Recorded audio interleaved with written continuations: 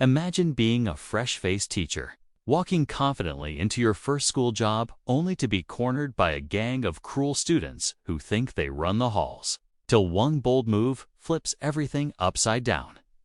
What these bullies didn't know. This teacher wasn't just a teacher. She was trained for war. Hit that subscribe button for more powerful stories that'll leave you breathless. Because this one's going to blow your mind. It was supposed to be her big break. A chance to make a difference. Ms. Alina Carter, just 26, stepped into Jefferson High School that cool September morning. Her credentials flawless, her nerves crackling beneath her calm exterior. Tall, athletic, with deep brown eyes that held secrets from a past few knew about. She wore a modest blouse, tailored pants, and carried nothing but optimism in her leather tote. But Jefferson High wasn't the sort of place that welcomed change, especially from someone who didn't look like she belonged. As she walked through the hallways lined with graffiti-tagged lockers and the stench of forgotten youth, eyes turned. Not the curious, admiring ones she expected, but cold, mocking stares. "Check out the new girl," one boy sneered to a group near the science lab. They were loud, built like trouble, and moved through the school like a pack of wolves.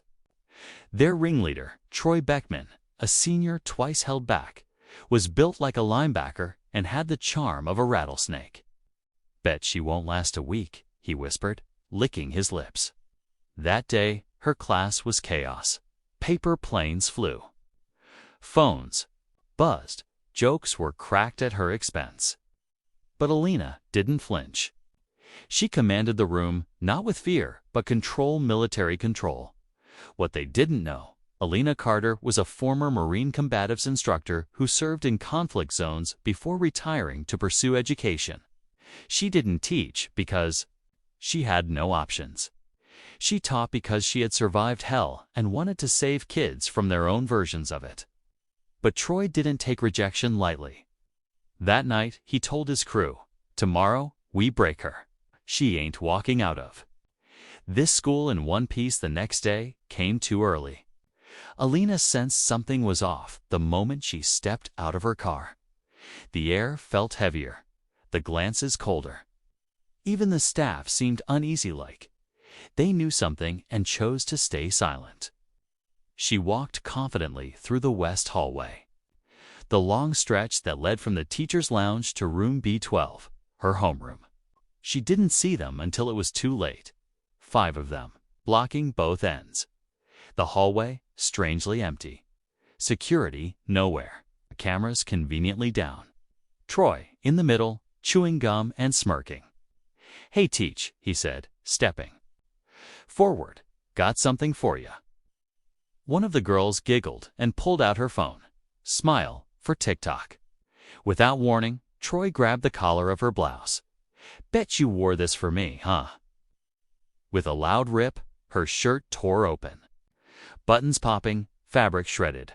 Gasps echoed from behind closed classroom doors. Someone whispered, "Oh my God," but no one came out. Alina's skin burned not from shame, but fury. Her breath slowed, her fists clenched, her vision tunneled. And then she moved. With precision only a Marine could master, she drop-kicked Troy in the chest so hard he flew back against the lockers with a metal clang. Gasps turned to screams. Phones flew up. She spun around, grabbing the next nearest bully by the wrist and twisting him into a locker lock, his arm bent at an angle he wouldn't forget. Another tried to rush her. She sidestepped and tripped him effortlessly.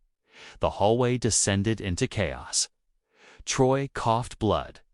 "You're crazy," he gasped. Alina stood over him, adjusting what was left of her shirt. "No," she said calmly. "I'm trained." The footage went viral within the hour. Teacher knocks out bully. Read headlines across YouTube and Twitter. Students shared it like wildfire. Parents weighed in. TV stations called, but within the school, it was war. The principal, Mr. Lawson, tried to suspend her. "We do not condone violence here, Miss Carter." She stared him down. "Then maybe you should start by stopping it." Her lawyer, yes. She had won on speed dial, filed a harassment complaint, and a full inquiry was launched. Suddenly, staff who had turned a blind eye were being interviewed. Emails leaked showing Troy had been the subject of multiple complaints over the years. Alina, now a symbol of strength, was called to speak on national talk shows, but the part no one saw: the hate mail, the threats, the pressure. Behind the viral clips and media cheers, she fought a deeper battle: the trauma from her service, the nightmares, the guilt that maybe she went too far. A mother of one of the bullies, a lawyer herself, tried to sue her. "You assaulted my child," she shouted during a school board hearing. "He assaulted me first," Alina replied. The courtroom froze. And then an unexpected twist. A veteran, seated in the audience, stood up. "I served with her," he said. "She saved lives overseas. Now she's saving lives in here." The crowd erupted in applause. Charges dropped, suspension lifted. Troy and his crew expelled, facing juvenile assault charges. And Alina, she was offered a promotion and asked to train staff in conflict de-escalation. But she refused it, all choosing instead to go classroom to classroom, student to student, and teach something far more valuable than fear: resilience. Weeks passed. The hallway where it happened now had cameras, lights, and patrols. But more than that, it had whispers of respect. Students began coming to her for advice. Girls confided in her. Boys asked how to control their anger. Even the janitor nodded. When she passed, she changed something bigger than rules. She changed the culture. One day, a quiet kid named Miguel stayed behind after class. "Miss Carter," he said nervously, "I saw what you did. I used to be scared to come to school, but you made me feel safe. I want to be like you." Her eyes welled. "You already are, Miguel. Strong isn't what you do, it's who you choose to be." That night, she sat alone in her apartment, sipping tea, a framed photo of her Marine unit on the wall. The bruises from the hallway had faded, but the scars from war and from her past would never fully leave. Still, for the first time in years, she felt at peace. Not because she fought back, but because she stood tall when it mattered most. Her inbox overflowed with messages. "Thank you for being a role model. You saved my daughter. I became a teacher because of you." What started as humiliation became a movement. What was meant to break her made her iconic.